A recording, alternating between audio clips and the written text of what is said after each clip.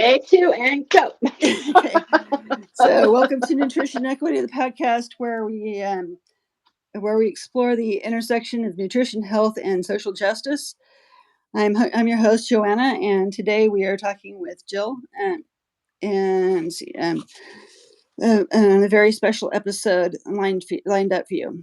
We're joined today by Jill, who will be sharing her personal experiences as a parent of a child with PKU. And I know you have PKU also. Can you tell us a little bit about what PKU is? PKU is also known as phenylketonuria. Phenylketonuria is detected at birth screenings. Now, a lot of parents don't know what PKU is until their child has a positive diagnosis, which is either through the birth screening and then goes on to the pediatrician to confirm the diagnosis of phenylketonuria, which is PKU. Now, I did want to correct you on something. I do not have, my children do not have PKU. Okay. Only I do, but Okay. they will automatically carry the gene because I carry the gene. Mm-hmm. Both mom and dad have to have the genetic coding in order to pass that on to their children. Mm-hmm. I know some families, like my older sister, did not have PKU. Mm-hmm. So it's 1 in 100 births. Mm-hmm. Both parents have to carry that gene in order to transfer that genetic coding to their child. Mm-hmm. Where was I? So, birth screening is where they do blood testing for diabetes, vitamin K, those kinds of things. Because at birth, I do remember my little one getting a vitamin K shot. Mm-hmm. She was screened at birth. They went ahead and did a follow-up. We knew the odds because we had genetic testing done. By the way, genetic testing is 100% covered by our insurances now, which is great. Mm-hmm. So even if we are women with PKU and we want to have children, um, and we want to know what the odds are of our child carrying on that genetic coding and actually coming down with PKU, or coming down with it like it's a cold. Sorry. It is something that our insurance does cover for both mom and dad to get blood testing done to see if dad is a carrier of that genetic coding. Right. And luckily for me, my husband does not carry that, so our girls do not have PKU. Yeah. To confirm there, for an FYI, a lot of people think PKU is contagious, and it's not. It's sad. I have seen women who have lost their jobs because of it. Yeah. And it's not like, it's the same thing with, like HIV. You're not going to catch it by just, being around somebody, or, it's not a contagious thing, nor is diabetes. Mm-hmm. So going on with saying that, we were going over prior to us being cut off. Mm-hmm. We were talking about testing. Home testing, unfortunately, is not available for PKU right now. It is something that they just can't get accurate enough levels through home testing right now. So until they figure that out, we are relying on our children's hospitals to test our blood, which I send a level in every 2 weeks. Mm-hmm. It probably should be weekly because I am on Palynziq. My levels are a little bit elevated. A 7 is not awful, but for me, that's not. I don't really feel the effect of that level very much because I've been doing a low carb diet, which has affected my level. And we're thinking that could be, hey, maybe I need another injection of Palynziq during the week, or I need more calories. I can tell you right now, I'm not getting enough calories, so that could be affecting it, because then what does your body do? Your body starts to digest it. It starts to break down proteins in the body. So that could be another reason why my level is a little bit elevated. Normally, before I started low carb, my blood count would be around 1, sometimes lower. Mm-hmm. Low effects and high effects for me are pretty much the same. I get irritable, I get sassy, I get cheeky with my kids. It's the same thing as having a level of like 14. I'm gonna start seeing those same behaviors. Hmm. I can't focus. My anxiety, my depression they go through the roof pretty much. Yeah. It affects more my anxiety than my depression, and my feelings get hurt easily. It's not Yeah. just a woman thing, it's a higher elevation because I'm already on edge. I'm already defensive, and if something is said wrong to me, then I get my feelings hurt and then I disengage. That's how I work when Yeah. I have a higher or a low level. So, talking about the mental health aspect of this, how does just having a rare condition affect you? If I knew then what I know now, I wouldn't have been off the diet for 26 years. Yeah. Uh, Um, in that duration, I did have a child, and again, if I knew then what I know now, I wouldn't have. I wouldn't have. Luckily, with Michaela, her hearing loss has nothing to do with it, but her short stature and her developmental delays, those mhm. are contributed to me having her off of my PKU diet. Hmm. I've seen horror stories where women don't find out until they're further along in their pregnancies, and it has taken its toll on the baby. I've seen, I saw one woman's story where her child was born with only half of her brain. Wow. So I mean, it's scary. It's scary to jeopardize a life. Hmm. I mean, a lot of us don't know. Some of us, we're all different. Our bodies are all different. Sometimes pregnancy is detected early on. Sometimes it's 16 to 20 weeks later on down the road. And you're like, what have I done? Yeah. So and the mom guilt just instantly sinks in, like, I've just jeopardized not just my life, but another life. Yeah. You get the mom guilt of, it doesn't matter. It could be, your kid falling down and scraping their knee when you've turned your head and you blame yourself. Mhm. It's one of those things where if I knew then what I know now, I'm going to have that guilt with me for the rest of my life, because could my child have a normal life? Absolutely. Mhm. But you live and learn, and I'm a testament to having a child off of my PKU diet, and luckily didn't have to say goodbye to my child. Yeah. Now Juliet, our youngest, is currently 5. She thinks she's 10. She's Mhm. sassy, she's tall, she's extremely smart, and she was 2 years in the planning. So I was back on diet before I even got pregnant with her. Mhm. So, listen to your clinic. If you feel that you're not getting the attention that you want or deserve in regards, you're not being heard. We're not being heard as women in the medical field. We see that all over the news nowadays, Mhm. especially when it comes to our bodies, whether it's, whether it's gynecological or mental health or things like that. We're not being heard. We need to find another doctor, straight up. Mhm.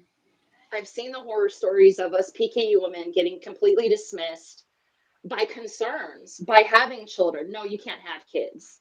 Mhm. They're going to be retarded or they're going to die. You don't tell a woman that. Yeah. No. You straight up, you don't tell a woman that. And that's the thing that just baffles my mind, is like, do you realize like what that could blow up in your face? I could come Yeah. back That for can blow malpractice. your face. You're right, but you got to think of doctors and how they think. It's like you could possibly pass this on to your child, and so And you know what? it's They're going to carry the gene regardless of whether or yeah, not true. we pray it away, whether we want it to go away, whether we think that we can take some kind of magical pill that's going to genetically, mold them perfectly. And you have that risk anytime you get pregnant, whether it's PKU, whether it's Down syndrome. That was another testing. Yeah, genetic testing was what we were talking about before we got cut off. Or was Right. that this one? um, but that is an option. It's covered by insurance. So if you want to have children as a PKU woman, you're healthy, you know, do it. Make sure you're on diet. Make sure, you're getting your genetic testing done. So then if there's going to be any other issue in your genetic coding that could be passed along to your child. Mm-hmm. So are the medical foods covered in your state? No, they are not. When I was on medical food, I had a $2,500 deductible. And it took a long time for me to realize like what a deductible was.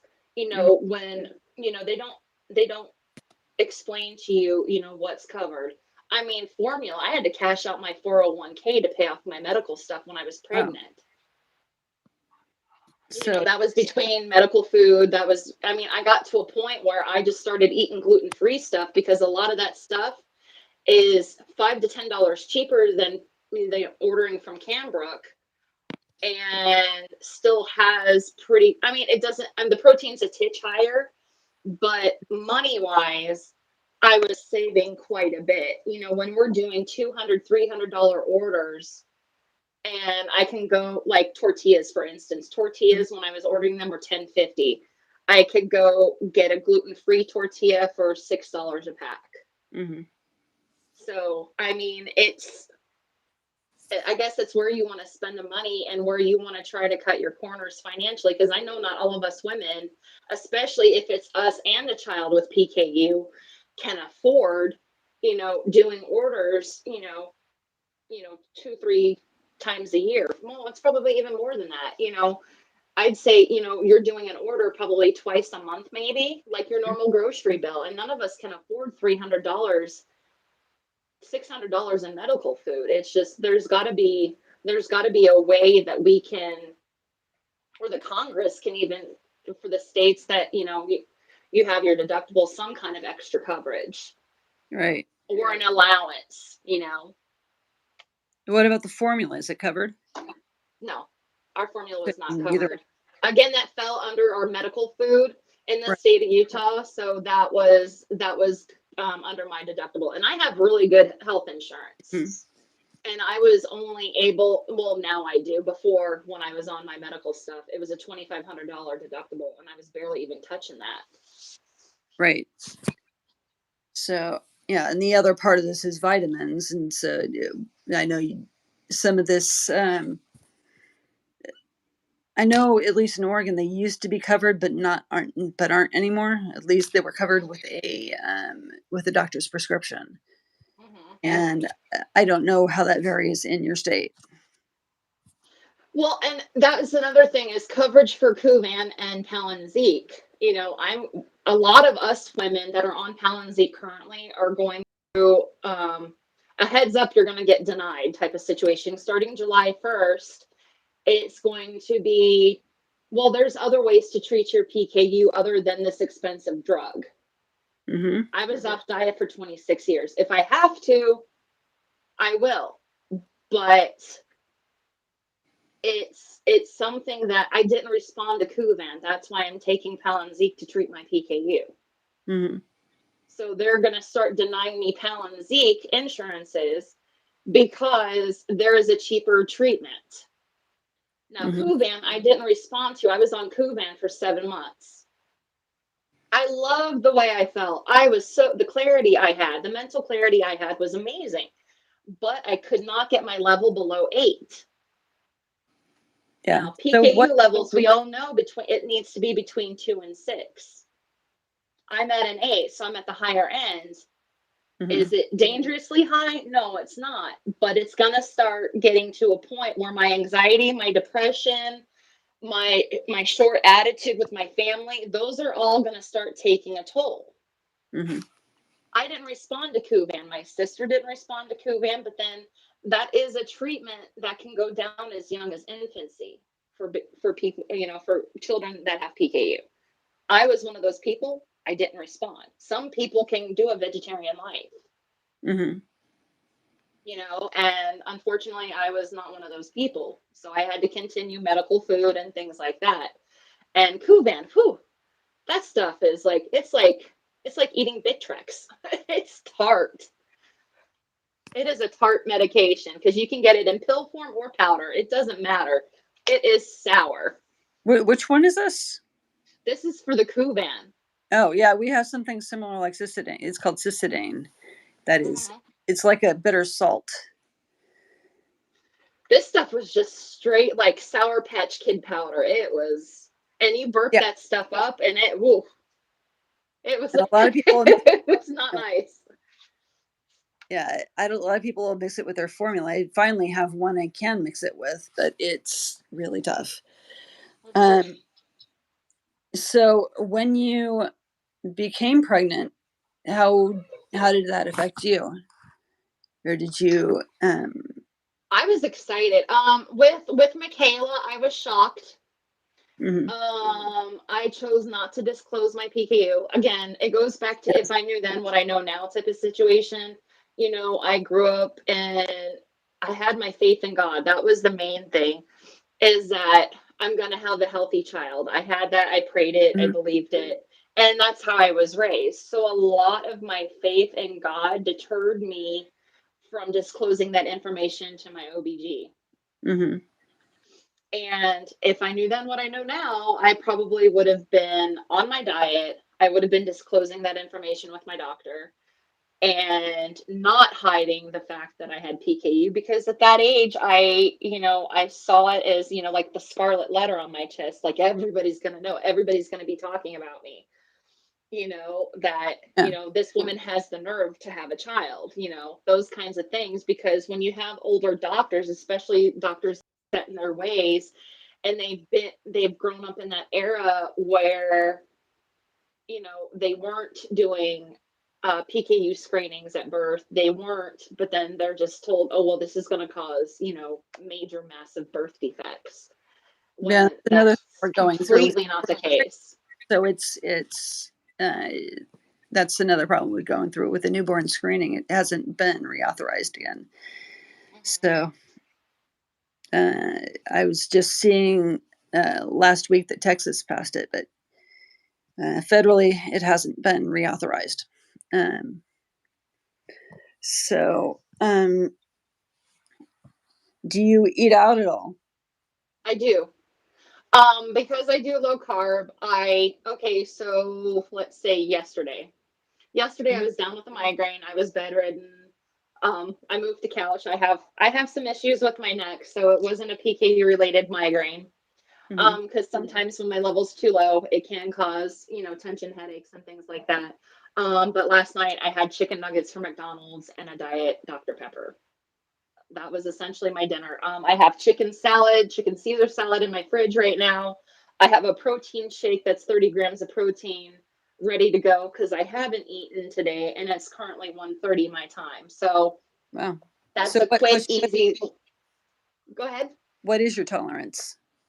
My tolerance is I should be doing at least 60 grams of protein a day. I Right? am I am I am free Oh, to eat whatever I want when I want. yeah. And that's because Where of before but see, it's the same thing. It's the same thing you see in the Palynziq community. Okay, well, I have to get this amount of protein in or else my level's going to drop. hmm Instead of going up, you're going down. And so that's where it's like, okay, well, how can I cram as much protein into, because I only eat twice a day. So right. this meal, I have to get at least 30, then I'll have 30 for dinner.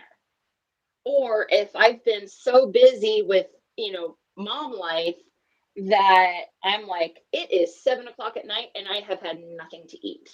hmm So it's going to be the quickest way to get protein into my body, because like I said, you're going to have those. I get shaky, I get dizzy when I don't eat consistently through the day. Like right now, I've only had a cup of coffee today. No Yeah. calories other than the coffee itself because I have sugar-free sweetener. No, I did put whole milk in it. But then again, I'm trying to do low carb, so it's just the bare minimum. Yeah. But normally I do a sugar-free creamer. There's no calories in that. So I have 10 calories and that's it. Yeah. So the calories don't matter as I uh, think calories matter just as much as protein does, because you want calories because you're PKU. That's what your body is fueled off of, is your calorie mhm. intake. And when I'm only doing 1,000 a day, my body's going to start to break down, and I guess not digest itself, but it's going to start breaking proteins in my body. Mm-hmm. I'm okay with that because I'm a big girl. So I'm okay with that otherwise. But then again, it's going to cause my level to go up because I'm not getting enough calories. That was one thing when we were pregnant, that's one thing that we got through our formula, because I had to switch. A lot of women I've noticed cannot tolerate the formula that they started off with pregnant. So a lot of women will change formulas in the middle or at the beginning of the pregnancy because they're not keeping it down. Because when we get sick, we have to replace those calories, formula and food. Nobody wants to eat after they just got sick. And I know they raise your at least I know with some people they raise the level of protein that you. A lot of women, I don't know if I ate an astronomical amount of potatoes and green beans during my pregnancy because my protein intake never went higher. Wow. If anything, it went down lower because I'm a potato girl. I love my potatoes and green beans and tomatoes. Those were my go when I was pregnant. That does seem to be big across the metabolic community. Is everybody likes potatoes? And you know what? They're cooked so many different ways. It got to be where like I would use non-dairy creamer in my mashed potatoes so I could eat more of them. Because the creamer has calories and butter. I didn't go margarine. I went butter. Butter is so low in fee that it probably was one of those things I didn't really count that I probably should have. Yeah, most people don't count butter, and that's. I was like that with sour cream too. People are like, "Oh, do vegan sour cream; it's lower in protein." And I'm like, but it's only like 10. It's only like 10 grams of. It's only 10 grams of fee per tablespoon. But again, there were things I was willing to waste my protein intake on, and others I was not. Not sacrifice my protein intake because I only had so much for the day. I only had 8 grams of protein. Wow. So and that's including all of my medical formula. I was just like, yeah, nah. So were you on the Palynziq when you were pregnant? No, I was not.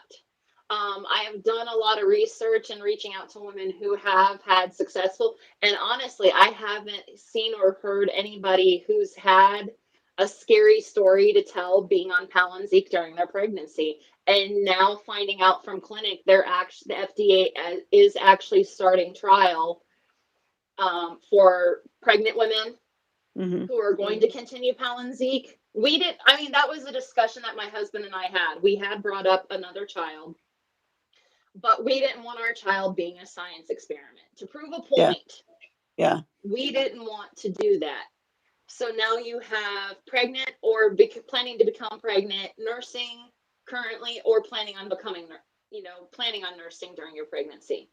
I know one woman currently who is nursing her child and on Palynziq, hitting every milestone, sometimes earlier, sometimes not. And it's, these are things that you guys need to start looking in for because there's so many women across this country continuing Palynziq throughout their pregnancy. And that was the one thing that was just baffling my mind is like, but you guys know of these women. It's like, okay, well, we were supposed to report it to the CDC. How many women in this clinic do you currently have pregnant and on Palynziq? We have 3. That's just in the state. That's not to mention all the other sister states. California, how many women are, currently pregnant or choosing to continue Palynziq through the pregnancy? Because, I've heard women who have been, who have gotten gestational diabetes. PKU diet is carbs and sugar. That is our diet as a PKU patient. Now you throw diabetes into that. Where's your nutrition coming from? So clinic made that decision, suggested that the woman continue Palynziq through her pregnancy because nutrition is going to be key for her and the baby. And going back to a PKU diet, is just not going to be able to happen because now you have gestational diabetes on top of it. They're not going to make you stop Palynziq in the middle of a pregnancy anyway. Mm-hmm. So what I tried to ask you before, and you brought it up just now, did you nurse when you were pregnant? No. I did. I did nurse the first 2 months. I ended up getting mastitis, and so that caused me to stop. But I was not on Palynziq. I was on my PKU diet that entire time. So actually, they didn't wean me off of my formula because that's where I was getting my calories to produce milk from. So I did continue the major amount because I want to say I was getting 1,800 calories just from formula alone. That was not including my medical food. Yeah, that's a lot. I mean, because, you know, you're creating life. Yeah. So you have to get more calories also. Even to produce your milk, because if they would have reduced my formula intake, it would have probably depleted, if not completely wiped out milk supply. Mm-hmm. Because you're going to need those calories in order to produce. Right. So yeah, that's where it's different with Palynziq. Since I don't know a whole lot about it because it's just being tested with HCU, so it's brand new with us. But it's exciting to see where it's going with PKU. It's amazing. You know, we've come so far in Palynziq and Kuvan lately, and I don't know if I think it was you that was telling me it's a lot different. They're a little more advanced on the East Coast versus, you know, where I'm currently at. Right. But that makes sense because when I move, I'm going to be moving to the Pittsburgh Children's Hospital, and I do know a couple of people who have or are going to that clinic. And my clinic personally reached out to them, and they are very on board with everything. They're up to date as far as, you know, technology goes. Right. So yeah, so, I mean, as long as I don't have to worry about getting a doctor who's going to be like, well, we need to take you off this medication. It's too dangerous. Right.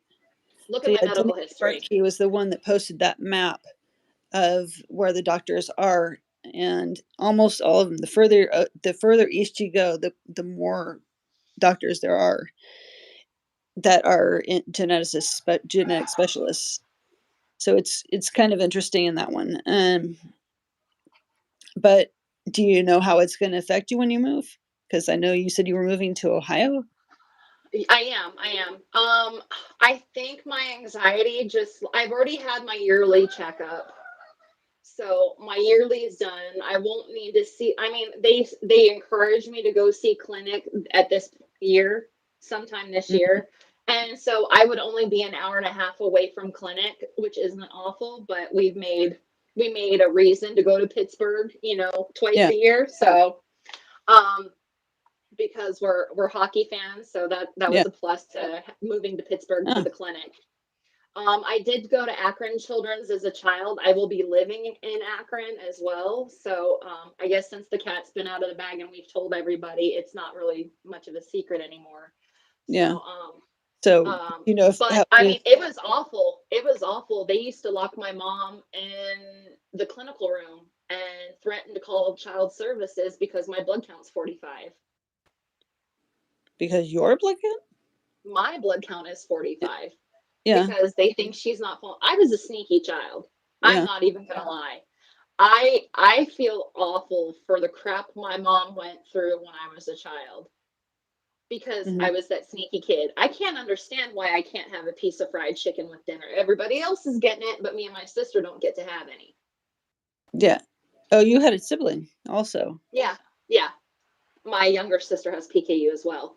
And she's actually getting her doctorate in nutrition. So, I mean, it's amazing, you know. She's always been the smart cookie, and so I was the boy crazy kid, but she's on Palynziq as well. So and she was one of those people that responded instantly, like within a month, 4 weeks. Yeah. I was 2.5 months before I responded. Some people are longer. Again, it depends.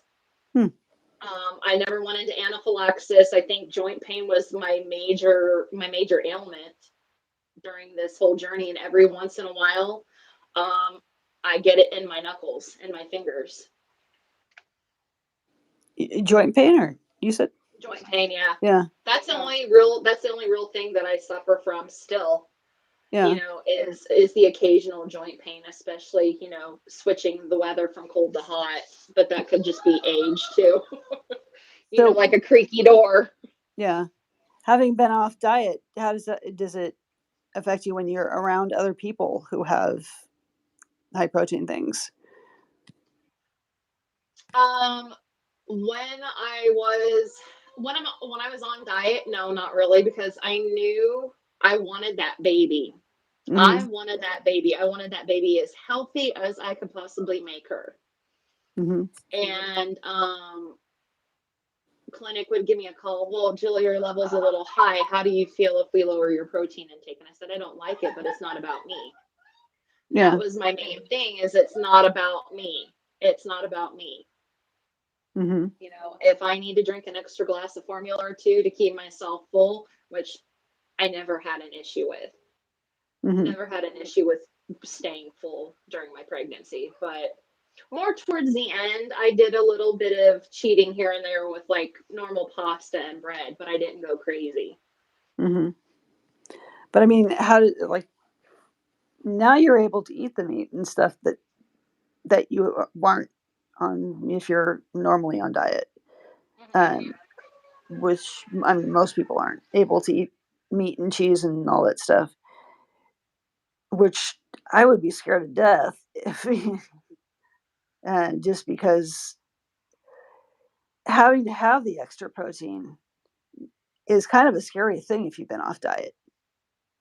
It is. And you do see that with people who have no idea how to get that protein into their diet. They've been so used to relying on formula and medical food for that protein without the phenylalanine in it. And now they have to start introducing higher protein foods like yogurt. Mm-hmm. Um, I always suggest, if you don't like textures of meat, like I said, I was off diet for so long, from the age of 10 to 36. Mm-hmm. I was off diet for so long that I definitely knew the foods, PKU foods, I did not like. Mm-hmm. And I knew the foods I did like. So for women who have been on their PKU diet their entire lives and now trying Palynziq, Mm-hmm. yogurt is always a good go-to. It is a little bit of a texture difference, but not much. Mm-hmm. But when you start introducing meat, that's where people start getting grossed out, and it's a texture thing. I'm eating an animal thing. Mm-hmm. So my clinic always suggested starting off with plant-based proteins, Mm-hmm. whether it's plant-based cheese, plant-based hot dogs, chicken nuggets, those kinds of things, to build up your tolerancy and your textures. It's because basically you're retraining yourself Mm-hmm. on how to eat. I'm still learning. I'm still learning because now I'm throwing a low carb diet into it because I don't want to have diabetes. Yeah. So it's training myself, and I've been doing this since January now. So I finally lost 20 pounds, which has been my lightest in 3 years. Mm-hmm. Um, but when you're doing a PKU diet, it's all sugar and carbs, Mm-hmm. and then your medical food to get that protein in. Yeah. And now we're retraining ourselves to not eat that stuff and to get the protein in through meat and dairy and whole grain foods. And it's like, and that's great because clinic has always been there to guide me, because they see women that tend to gain weight that first 6 months of hey, I have free range to eat of whatever I want. And they tend to put on a couple of pounds. So it's normal because we don't know. You're letting the dog loose in the field. So we don't know, hey, we could be making healthier options, whether it's Greek yogurt or a lean cut of pork chop or chicken. That's stuff you can eat now. And Yeah. it's also giving yourself that permission. Yeah. Which is a scary part. That's Especially where you're if you've had a horrified. major Yes. stroke.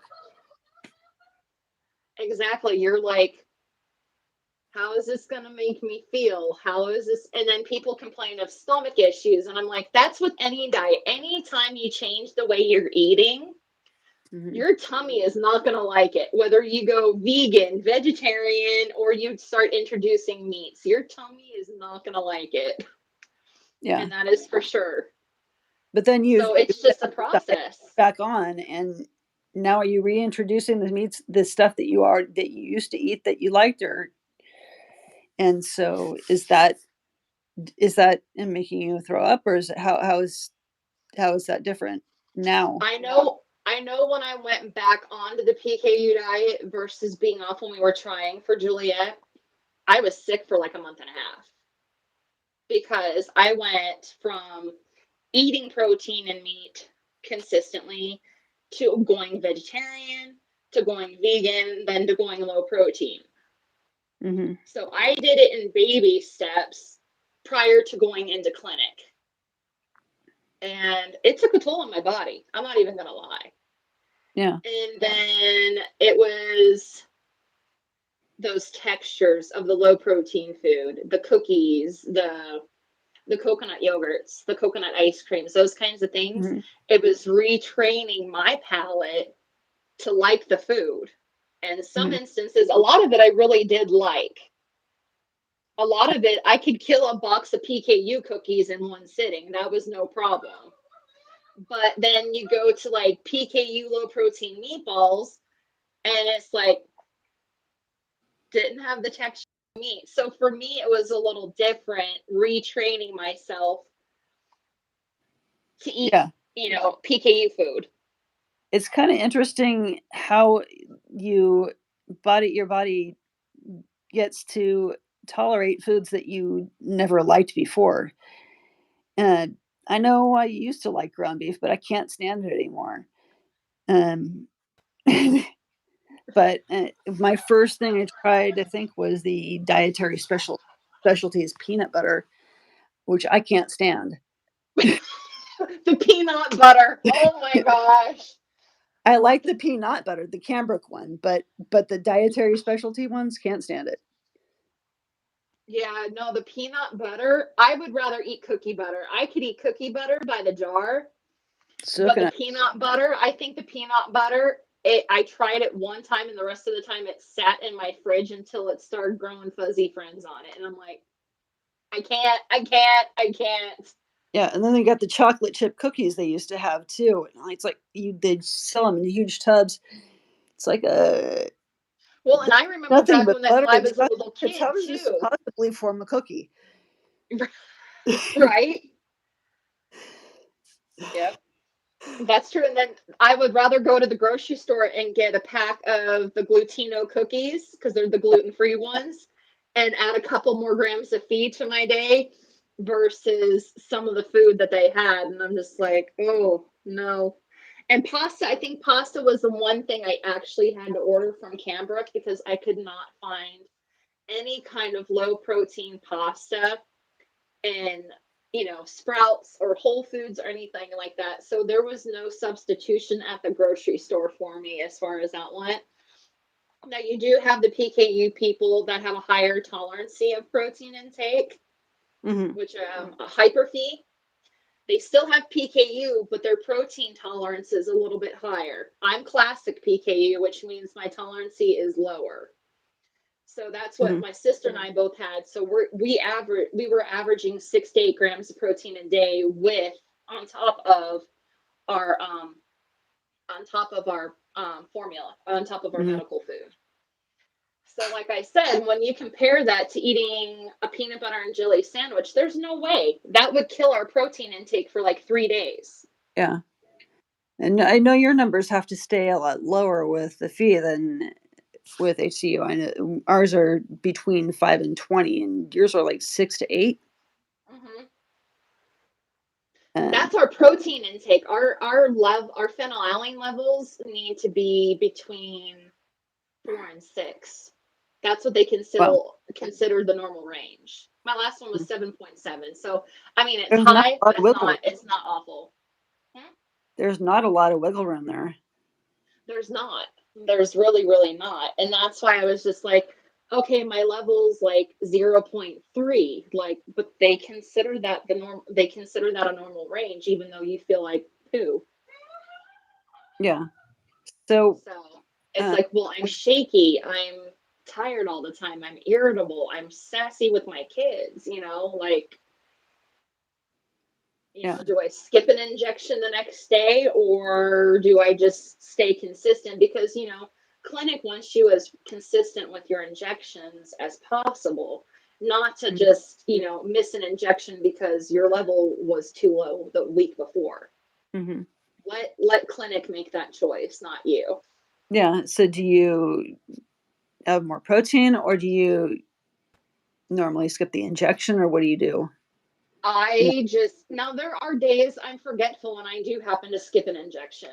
I am always honest with my clinic. I'm like, hey, I missed my injection yesterday. I completely spaced it. We were on the go all day long. I came home and crashed.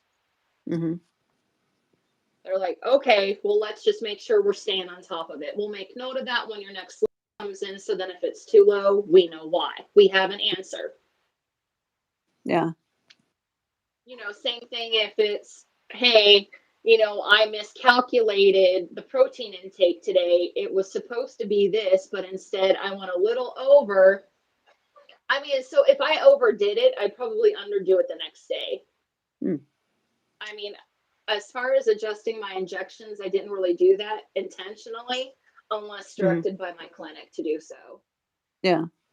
So how do you keep your protein intake within range with being having so little amount? Because now you're allowed Well, so much more. yeah. Well, now I use my Fitbit. Actually, I have a tracker to where I can Mm-hmm. enter my meals for the day. It also tracks my water and my glucose levels, so I really like that. A lot of people use my Fitness Pal. Mm-hmm. That's a good one to use as well. Before I was using how much fee because I'm not counting protein. I was counting fee back then, Mm-hmm. and so we had that app, and with that app, you paid $45 subscription for the year, Right. and then you're covered. So that kind of overestimated your phenylalanine intake for the day. So, let's say, you have a baked potato with butter, you're looking at, let's say, 75 grams of feed. That's just Mm-hmm. for your little baked potato. And then you have carrots and a salad with it. So you're probably looking at like 110 grams of feed just for that one meal. So that's how we were tracking it because we were counting the phenylalanine versus the protein. Now Mm-hmm. it's a whole nother ballpark. It's now we're not counting fee anymore. We're counting protein. And Mm-hmm. so it's a whole nother training process for us as PKU patients is okay, forget what you've learned counting fee, you're going to be counting protein. It's 1 to however many grams. So you're counting grams of protein. And so I think it's a little bit easier, but then it's also like challenging yourself because you're Mm-hmm. stepping out of your comfort zone. You're stepping out of what you know and how you're counting your food because you're counting it differently now. Yeah, So that's a great way instead to look. of minimizing your protein intake, you're going over and you're trying to maximize. Like you have this much protein for the day. Mm-hmm. You have to try to get as close to that as you possibly can. And I think that's why clinic is realistic in their expectations of like you're not going to get this from the start. So we're going to monitor your levels. We're going to Mm-hmm. continue doing every other week with your blood counts, and then we can adjust it where we need to. We're not going to Mm-hmm. just crack the whip and say you're not doing this. No, that's not the Right. case. So when we would increase protein when I first started, they would decrease formula, increase protein, decrease formula. And that was in June of 2020. I started Mm-hmm. in March. June 2020 was when I saw my first protein increase. And so by the middle of July of 2020, I was at 66 grams of protein. I was elated. People might find that fearful, you know what I mean? Especially a new Yeah. person who doesn't know how to introduce proteins because they've been trained go as Not to. little as you can on your Yeah. protein. Exactly. You're going to go with fruit and low protein vegetables. That is going to be your diet. Now you're throwing in dairy, you're throwing in meat, you're throwing in carbohydrates that you wouldn't normally eat, like whole wheat bread and whole wheat pasta, and you're like, what the heck? Yeah. So I can see where the The anxiety stuff that comes caused me in. problems. Yeah. Exactly. And it's like, how is my body going to react to doing this? It's going to react differently because you're changing your diet. Yeah.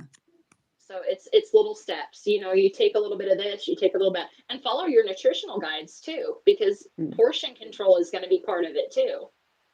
Yeah. And then that way you're kind of experimenting.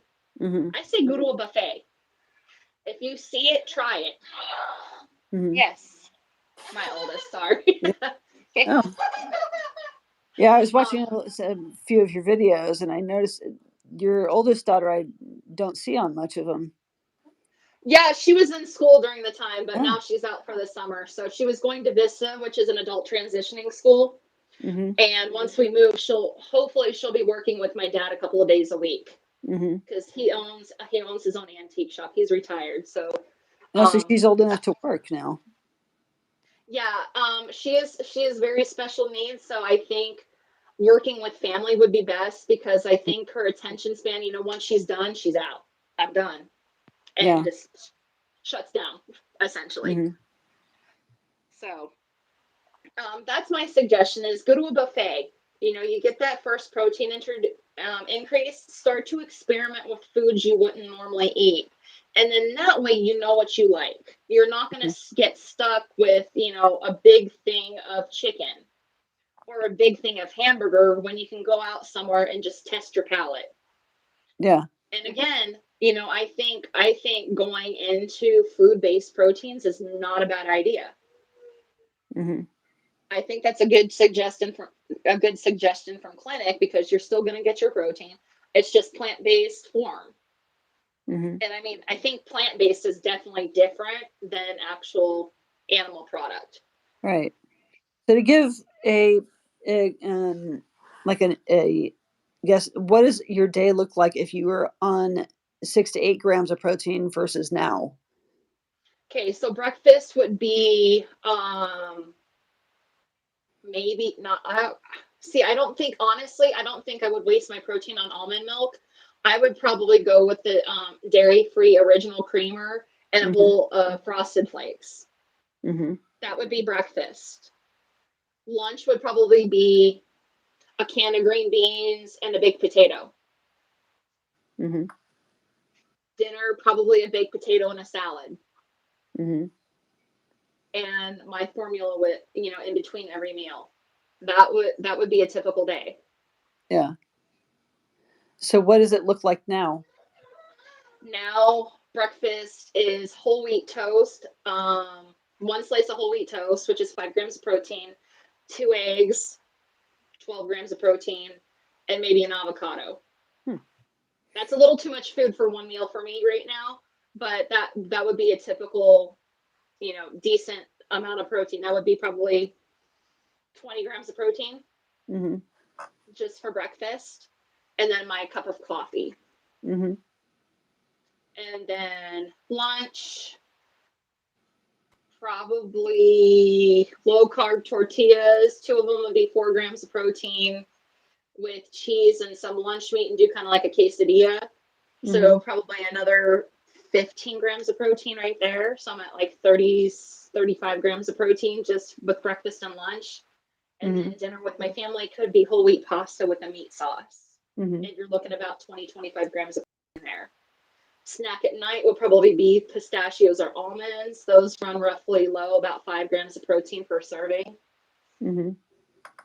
So I'm a big snacker because I work graveyard, so it's the healthier options. Yeah, I've noticed once you get on graveyard, you never get off. Someday maybe, I don't know, because I've been there for 5 years now. So Yeah. I someday, I hopefully. worked it in about 94 to 96. Still can't get off of it. It's like sometimes about till 5 o'clock in the morning, and it's like, I'm like, hey, the sun's coming up. It's yeah, time to go to bed. It's time to go to sleep. yeah. Yeah, and But having there's other my days that I just will crash and fall asleep for 24 hours. It's well, and it's like on your days off, it's like, okay, the first day is just dedicated to catching up on your sleep. And you're like, okay, well, there went half my weekend. Great. And then the other half, you have to play catch up. yeah. So what was it like when you first went off diet? Weird. I was Mhm. 10. It was weird. I went out and ate a chicken leg. Mhm. I was just testing it to see if, like, yeah, it was, I think it was weird, but like again, I was that adamant sneaker of food. So, Yeah. nap time came, grandma fell asleep, I'd go and raid the fridge. Hmm. That was me. I didn't I think that's the difference now is you still have the kids that are going to sneak food, but I think Yeah. also explaining to them how it harms their bodies Hmm. and how the high levels are going to affect them Yeah.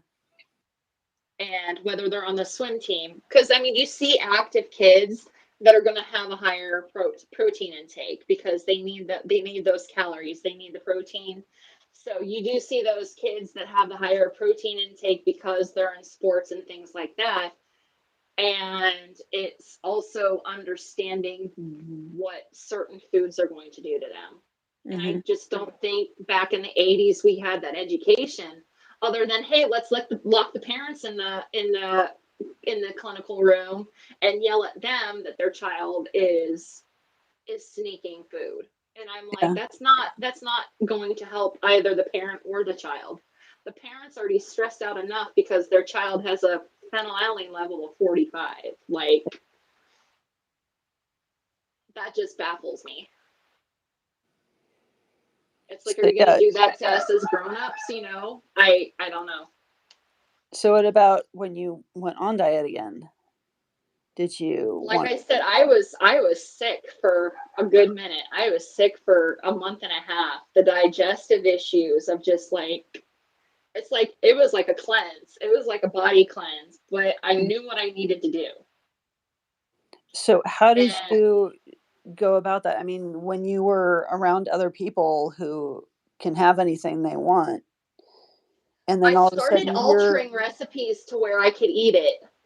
Like if I saw them eating sloppy joes, hmm I would do cauliflower sloppy joes with low protein hmm bread.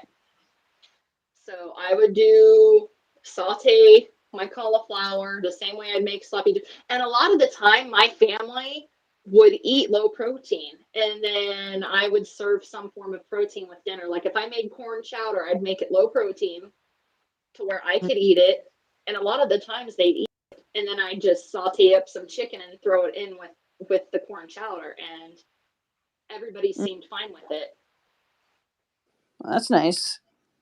You Yeah, get around those so that people was who can eat anything they want, and then they'll do it, and it's like I find myself avoiding pretty much every restaurant because of the stuff well, they the serve. anxiety, the anxiety. Yeah, and I then mean, you because end up it's like, do just you go online and look at the menu to see what you can? Because a yeah, lot of that's a cool thing about the West, Utah and further west, is the vegan options are amazing. You have cauliflower yeah, tacos. You could do a cauliflower taco on a corn tortilla. Yeah, your corn tortilla is going to be higher in phenylalanine, but allow that splurge every once in a while. You're going out to dinner for your birthday, allow it. hmm Cauliflower tacos or roasted vegetable tacos. There's so many vegan options here in the state of Utah. It's amazing. hmm Jackfruit. I can go out and find 4 restaurants right now that I can think of that'll sell jackfruit as an option of your meal. yeah. You won't find that back east either. So it's And that's unfortunate because I think, you have those, I don't know why. I don't know if it's like a surfer thing or what, but you have so many options. Mm-hmm. Jackfruit is an option. I've seen how much it costs at Whole Foods, and I'm like, holy cow, that's insane. Yeah. I went to Washington D.C. for February for the Rare Disease Week, and almost nothing in D.C. is Well, is your go-to is French fries and salad. I mean, yeah, that's your only, like, TGI Fridays. They would have green bean French fries. That was a go-to when I went out. mm, Or cauliflower buffalo wings. That's a thing at Wild Buffalo Wings. Is a thing that you can order on the menu. Um, let's see. Red Lobster. They have caramelized Brussels sprouts. Now, Brussels sprouts are on the higher end of phenylalanine, yeah, so monitor how many you're eating, because I love Brussels sprouts, especially when they're nice and crunchy. But that's an option when you have a higher thing, but you're still kind of like working on what exactly you want to start introducing. mm-hmm. Just kind of gradually work your way up. But those are just a couple of things I can think of at local restaurants, that you can eat. Yeah. Yeah, Red Lobster was one of my favorite places when I was off diet. And you know what? Their mashed potatoes suck. I'm just gonna say that out loud. It Yeah, tastes like instant mashed. But hold on for just 1 second. Instant mashed potatoes. you still there? Your camera froze. I don't know if you're still there or not. Sorry about that. It's okay. Sorry, my little one's outside with the neighbor kids, and Oh, so I thought I lost you yeah. again. No, it was. What's up, baby? Okay. Okay. Well, then you need to stay inside. I'm gonna talk to their mom because he's already been warned about it. Okay. Sorry. Yeah. Bigger So did kids you? picking on little kids. Yeah. So did you ever get into those peer pressure situations where you're around a whole bunch of people who want to eat meat and you just Okay, lunch, elementary school lunch. I would trade my hostess cakes that I uh-huh. was allowed to have, and I would trade them for peanut butter jelly bologna sandwiches. Yeah. That was me. I found a way. Yeah. I found a way. And again, I think it just goes back to educating kids. It goes, Hmm. understanding why we can't have these things. It's the same thing with teaching a child with diabetes, is teaching them why they can't have these things. You can, but mom has to get you a special kind. Hmm. And if you wait enough on special occasions, you can have certain things. There's wiggle room, Yeah. and I feel that if we knew that as children, we're still going to sneak, but it's not going to be as much. It's not going to be a point to where your blood count's 45. That's for sure. Yeah. I mean, I even when know I went with back me, on I know. diet, my blood count wasn't that high. So Yeah. it's Like I know with me, I know I'll smell something like a barbecue pork sandwich and I want to rip it out of somebody's hands. right. Which you can't, but it's So you want then to. it's like, okay, well, how do you create that craving? How do you justify making that food for yourself? Whether it's, hey, with jackfruit, I can do a pulled pork sandwich that way. Yeah. So I think that's when I started really considering Palynziq, watching the cooking channel all the time. It's like, ooh, I could do that with mushroom, or ooh, I could do that with Yeah. cauliflower. It was You just find finding that when you're those on your own. ways to make it where I can eat it. Yeah. And you know what? 90% of the time when I went to barbecues and I took stuff with me, they had no idea. Yeah. They had no idea it was all vegetables. Yeah. I Some took an people are. enchilada casserole. I made a taco casserole out of jackfruit. It was vegan. It was dairy free. Mm-hmm. Nobody had any idea. I covered all the dietary restrictions on that one casserole, and it was delicious. And Mm-hmm. they had no idea. They had no idea. So it's getting out of your comfort zone and trying new things, or even catering it to how you can eat it. Yeah. If you're scared, there's ways of finding um, a way to add that protein in it or to remove it. Mm-hmm. It's finding, what works best for you. Yeah. So you have a great attitude around this stuff, though. I mean, you're. I did a lot of, and when I first started entering the PKU rooms, and I didn't understand the different levels of PKU, classic PKU, hyperphi, whatever what was it, the terminology that you have? I have homocystinuria, so it's a different animal. Um, so we're at risk for the heart attacks, strokes, seizures, and Mhm. all that stuff that most of the metabolic conditions are. We're known And for not even cholera. realizing, again, like, how do you educate people when you don't know until you're diagnosed? You know what I mean? Until you're Right. diagnosed with something, then that's when you find out how you're going to deal with it. And Yeah. it's like, I well, was I didn't even know that diagnosed that at, was part of a screening. yeah. It's so rare that I didn't know anyone until I was 48. Hmm. And so it's like, and no doctor wants to take the time to look it up unless they're a geneticist. And so it's like, you don't want to take the time to look it up. Well, why should I believe you? Exactly. Or how do I know that you're going to treat me correctly? Yeah. And That so, was, yeah, that's insane. That was one thing I really appreciated about my midwife when we had Gillette is she educated herself. She yeah. didn't pretend like she knew anything. And that was just amazing because she has 2 out of her 3 children that are autistic, Wow. and unfortunately autism, that's a whole nother thing. That's, it's harder to detect in girls than it is in boys. Boys start showing signs at a younger age where girls don't get diagnosed until, later on, until they're 3, 4, 5, 6 years old. In Michaela's case, we always knew. Mm-hmm. We always knew that, the tics. She doesn't have the sensory overload like 98% of autistic children have because she's deaf. What's up, baby? What box? Do you want to come say hi? Okay, talk like a big girl. Can you say hi? Hi. This is Jet, my 5-year-old. Oh, nice to Your meet you. booty's wet.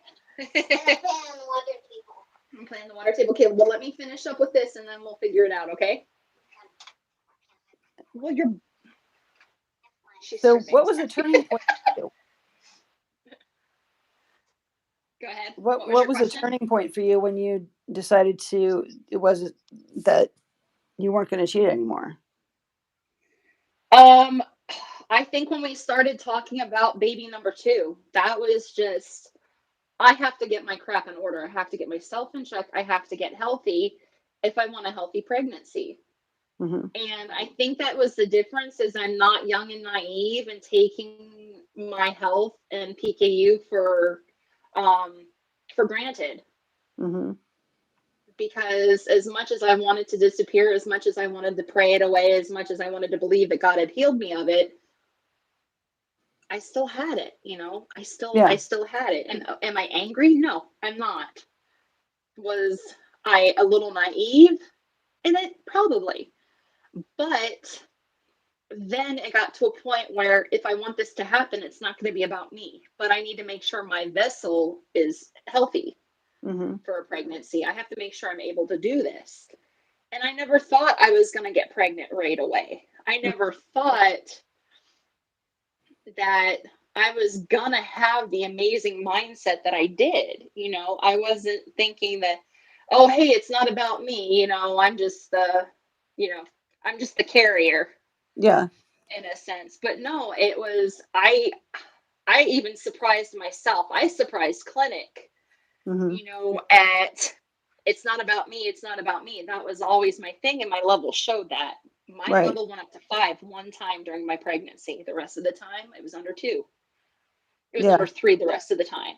Mm-hmm. And if you want that baby bad enough, we can do it, ladies. I'm here to tell you, we can do it. Yeah. And if your doctor tells you that you can't, find another doctor. Mm-hmm. Find another doctor because he's not listening. He's reading the books. He's reading the statistics Mm-hmm. on women. See, I'm getting goosebumps just talking about it because it's ridiculous. It's Yeah. absolutely ridiculous. You shouldn't have a doctor dictate you becoming a mom because you can't. Mm-hmm. You can control a pregnancy through diet. Mm-hmm. I've had children off and on a diet. I am a true testament. I'm not tooting my own horn or anything, but it just blows my mind Yeah. that the doctors can sit here and tell you, no, you're going to have a retarded kid. No, you're going to lose the baby. No, that baby's going to have so many malformations, it's not even going to be funny. That is strictly your opinion. Yeah. And then there's also, you read the textbooks. Oh, they're going to die by the time they're 30. Mm-hmm. I'm 42. Yeah. And I'm I'm still 53. here. Oh, yep. I mean, I did lose a dear friend that I found out, and she was in her 50s. And Mm-hmm. she was one of those women that wasn't diagnosed at PKU until later in life. Mm-hmm. Same with her sister. Now she was one of the older women that did suffer from the seizures. It was a side effect of the PKU and the higher levels on the brain. But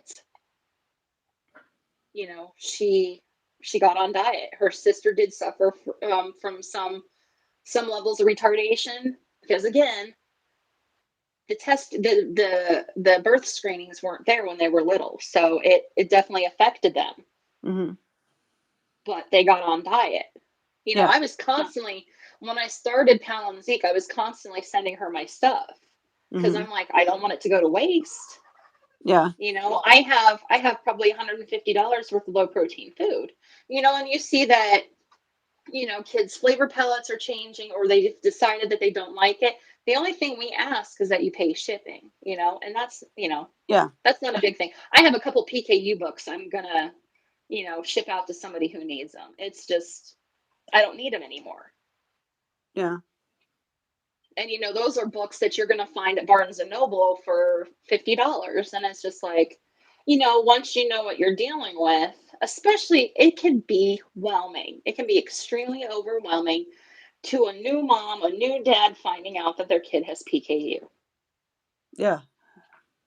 Doctors need to start taking that kind of stuff into consideration. Like they're delivering bad news to a parent who's about to lose a loved one. Mm-hmm. You know, show PKU, it's a some little bit kind of. more well known. Other conditions, it's like it's a paragraph in a textbook. Mhm. And so it's like you don't need to know about that until you do. So it's, unless they have to deal with it, then don't deal with Yeah. it. But it's doctors educating themselves too. Yeah. It's, you have to know about PKU. I mean, yeah, it's a rare genetic disorder, but still, mom and dad Yeah. just have to carry it. Yeah. So it's like, well, what do you say to those who say, oh, I don't have anything to do with this. Why should I care? Hmm. Unless you deal with it firsthand. And that's just Yeah. like, but you never know when you're going to get that patient walking through your clinic door. Yeah. Are you not taking any new patients? Well, no. Mm-hmm. Okay, then you don't know if you're going to have a PKU patient coming through. Mm-hmm. That's another thing, medications, how medications affect us. Mm-hmm. Luckily I've been, because it was an anti-nausea medication that could raise your phenylalanine. And I'm like, well, it's either I throw up and have to replace everything I eat or, take this medication that has phenylalanine in it. I don't think we normally get those warning labels on medication unless the Yeah. doctors tell us, or Yeah. the pharmacist, do you have any questions?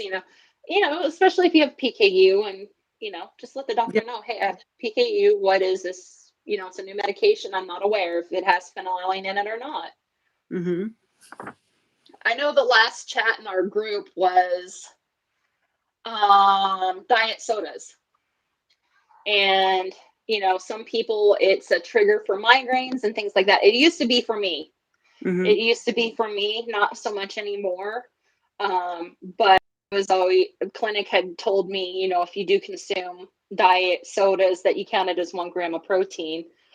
And they're like, oh, well, some doctors say it's no, it's bad, yada, yada. I mean, yeah, aspartame is never good for you. But I mean, you have to consume such a large amount of it for it to cause harm to your body. But as a PKU patient, you just have to count it like you would any other gram of protein that you consume. Right. So I remember people asking even about lotions and stuff. And it's interesting.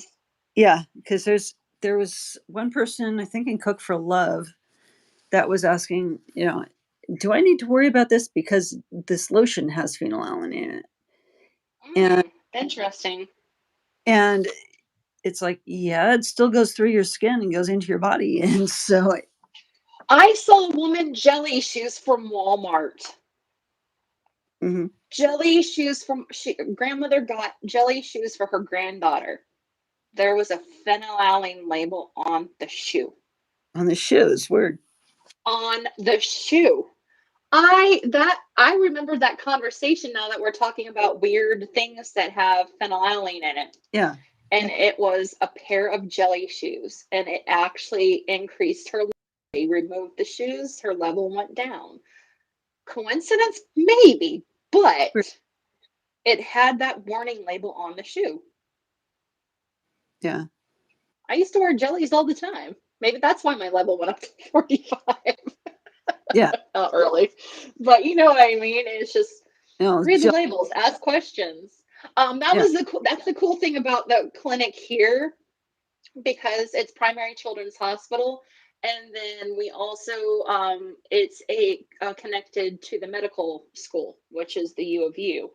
So Mm-hmm. you constantly have young doctors coming and going who are studying nutrition, and it's like, but I like the fact that they have these students coming in and learning about metabolic disorders. Mm-hmm. Not just one, not just diabetes, not just PKU, but they're learning all about them. Because when we have get-togethers, it's covering every metabolic disorder, not just PKU. Yeah. Because when they set up the tables and booths, yes, ma'am. Oh, you want me to move the basket? Mm-hmm. Yes, ma'am. What box? Sorry. The white one on the table. Oh, well, in a minute. I'm almost done, okay? Children. Yeah. My injections came and it's on the kitchen table, and she's like, it's in my way. I'm trying to sit. I'm like, gonna have to wait. It requires 2 hands. But that's the cool thing. I mean, I don't like having to explain my story to every Tom, Dick, and Harry that comes into the room.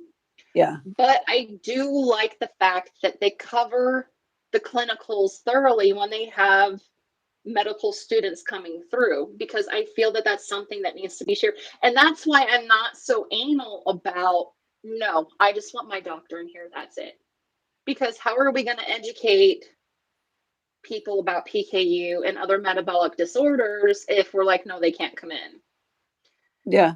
Or it could be just certain sessions, certain parts of your visit, certain parts of your appointment that you're okay with them coming in on, because they do need to know about this, because how else are we going to treat it? How else is medicine and treatment going to And that's actually excel? one of the reasons why I started believing in the doctors is because the geneticist brought their students in and actually questioned them.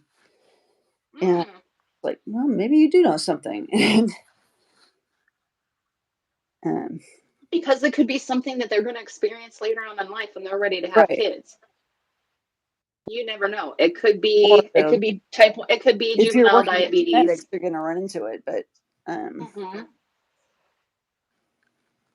Yep, and I actually have 2 friends in the area that have PKU that are on Palynziq too. So it's It's interesting. It's interesting to see, and she took forever to respond. Forever. Now she's unrestricted. We both go to the same clinic. And it's Mhm. like, just be patient. We're all different. Our bodies do things differently. We're not the same. If we were the same genetic coding, we would have wiped this out a long time ago. Yeah. And it's the same with any metabolic disorder. It's like Right. we would have, if it were that easy, we would have done it. We would have accepted the treatment as that patient and been like, good, we're done, we're clear, we're normal. Hmm. We can do normal things with our body without worrying about how it's going to affect us long term. Hmm. But we have to pay attention. Yeah. We have to pay attention. I mean, it's like a food allergy. You still have to pay attention to that nutrition label. Hmm. And it's making those healthy choices. Because I think that's the biggest thing where they see that weight gain is because, you know, we just want to eat. We have that freedom now. Yeah. But then it's like, are we getting our protein or are we just eating crap? Yeah. Which I'm not even going to lie. Pasta definitely was my go-to. And pasta you're going to get anyway because that's medical food It's also. easy. Yeah, it's Yeah. easy. That's pretty much It's all medical food comfortable. is pasta. Pasta Hmm. and cookies and everything that most people can't most people avoid Yep. because it's so high in sugar. Our diet is exactly the opposite of everybody else's. Hmm. It is. It's sugar and carbs. Yeah. Sugar and Especially carbs. That's if you can't afford the medical foods, it's and it's scary because you do see those PKU patients in other countries that are, it's how are we gonna supply our children with the nutrition that they need? And I'm like, this is where we need government to step in. This is where we need assistance from them, especially to, the higher populated areas, I guess. yeah, and yeah, that's another thing we're working on with the Medical Nutrition Equity Act, Hmm. is finding a House Republican. So, um, with that in mind, you can contact nutrition equity. Go to nutritionequity.org and if you're watching this, and you can write your House and Senate representatives. Um, anyway, I'm gonna let you go. I thank you for your time. And thanks for Thank you for tuning. having me. I Yeah, appreciate it. thanks for tuning in to nutritionequity.org. Join us next time. Next Sunday, I will be, because Tuesday's a holiday, I'll be interviewing Susan Needleman from the maple syrup urine disease community, um, and to explore critical issues surrounding the nutrition, health, and social justice. Remember, when it comes to achieving quality nutrition, our voices and actions matter. Um, And if you're seeing this, please like, subscribe, share, and comment. I thank you for your time. Thank you so much for having me. And author.